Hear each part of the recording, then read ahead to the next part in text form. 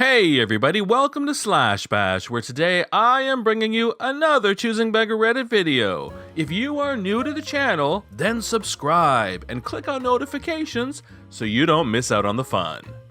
In our first story, a choosing beggar husband gets mad at his wife's BFF for taking her to Paris. Let's jump right in. Amanda is also a total rich snob. Her dad is some big shot at a tech company, so she lives lavishly even though she's just an assistant professor. She got her degree from Ivy's, which she always brings up when we get into arguments about politics. Always wears super expensive stuff and gifts my wife luxurious things. For example, she took my wife on a 2-week trip to Paris for her 30th birthday. Which is very generous of her, but Paris is for couples, and I think it was rude of her to not extend the offer to me because we're married. For my 30th birthday, she gave me a bottle of 30-year aged whiskey, which was nice, but Paris? Anyways, Amanda and Sherry were talking about baby stuff, and they started talking about the cost of children like college fund, extracurriculars, etc. I popped in and joked, "How much are you putting into the baby's college fund since you're acting like the third parent, Amanda?" She just laughed it off, which made me kinda pissed because I think that since she's always calling herself auntie and inserting herself into our business, acting like a parent, she should contribute since she's completely capable of it. So I pushed a little and she completely overreacted and said, "Weird how you always rail at me for being raised as a spoiled princess, but you were the one who grew up to be an entitled prick, which is completely unacceptable and incredibly rude." I told her to get out and to never come back, and that if she wasn't going to contribute to my child's future, she doesn't need to be a part of it. The nice thing here is this guy doesn't sound like a loser at all.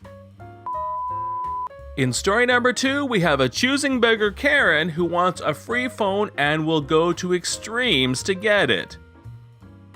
Okay, so this just happened to me yesterday, and it stands as the biggest what the flip moment in my job.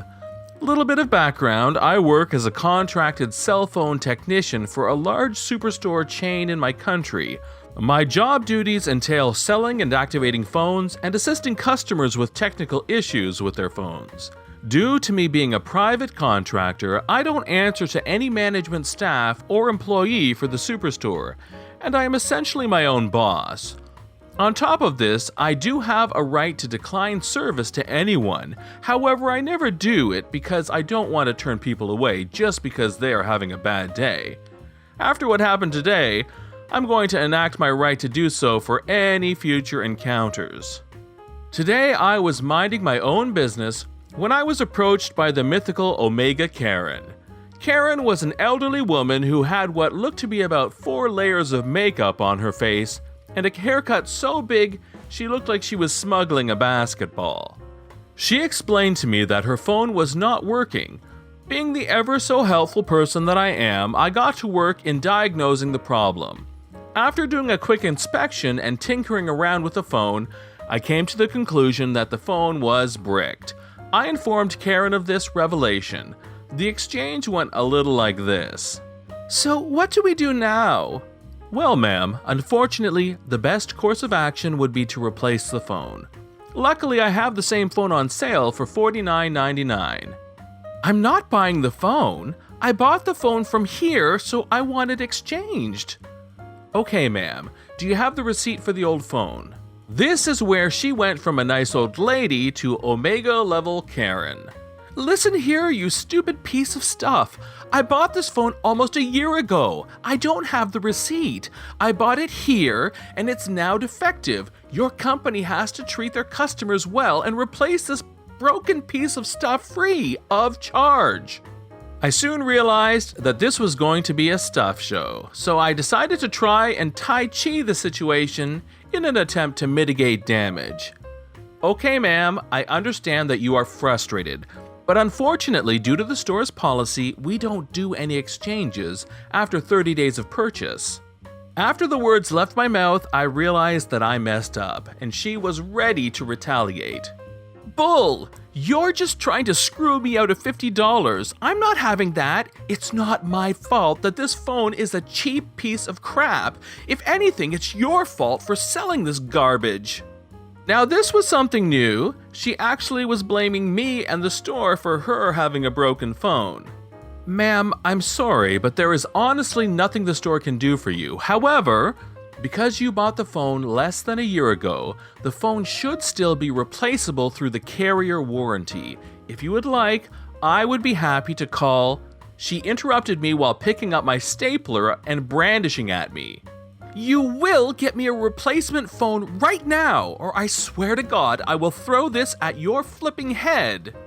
Ma'am, that's uncalled for. Threatening me is not going to solve your problem.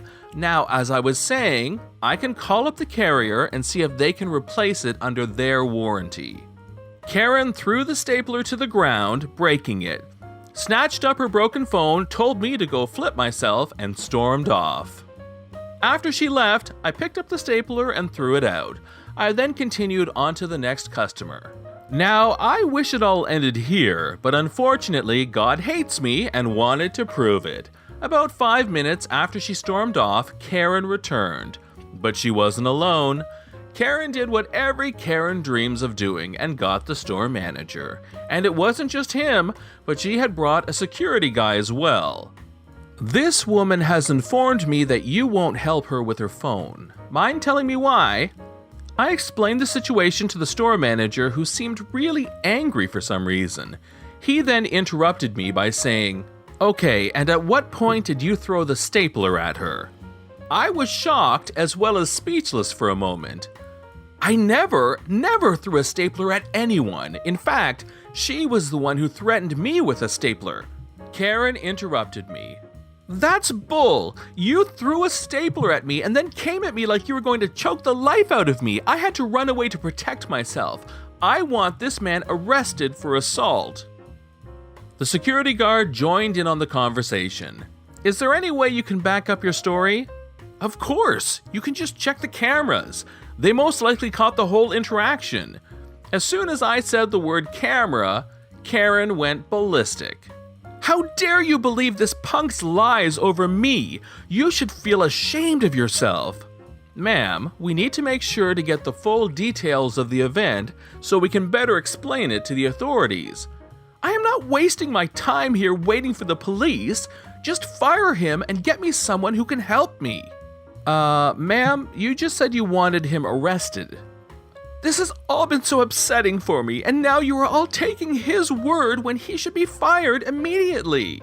This is when the store manager finally pipes up and tells her the bad news.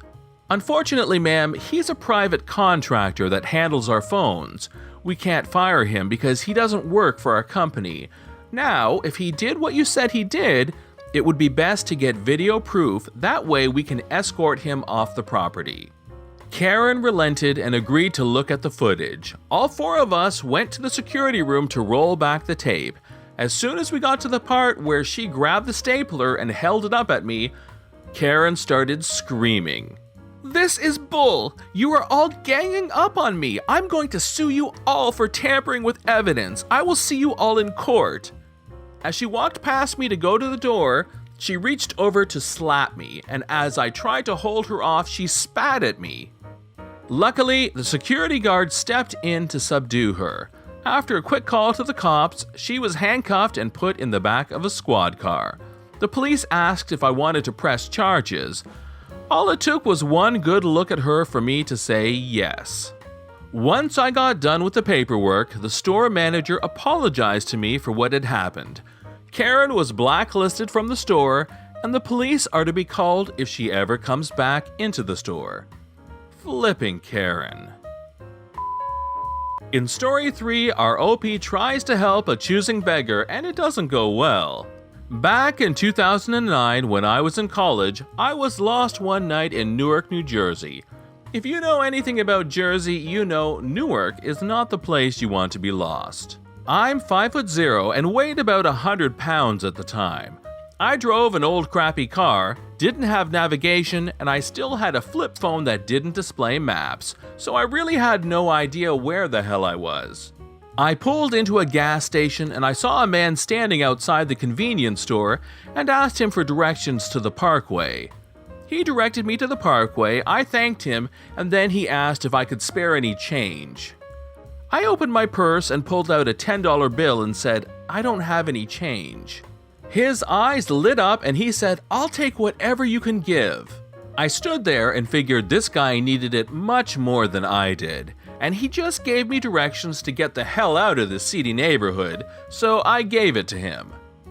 As I walked back to my car, I saw him go to the street corner to meet up with some other guy.